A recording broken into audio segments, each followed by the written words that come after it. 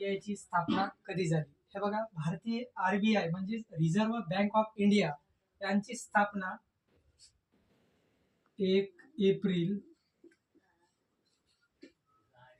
1935 या रोजी भारतीय आरबीआय ची स्थापना झाली. नाबार्डची स्थापना कधी झाली? हे बघा, नाबार्डची स्थापना 12 जुलै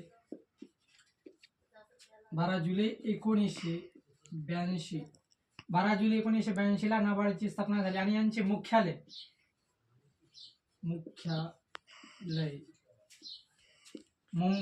मुख्यालय कुठे आहे? मुंबई येथे.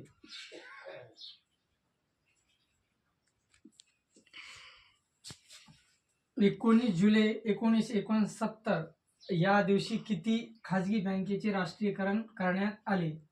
19 जुलै 1969 ला 14 बँकेचे राष्ट्रीयकरण करण्यात आले.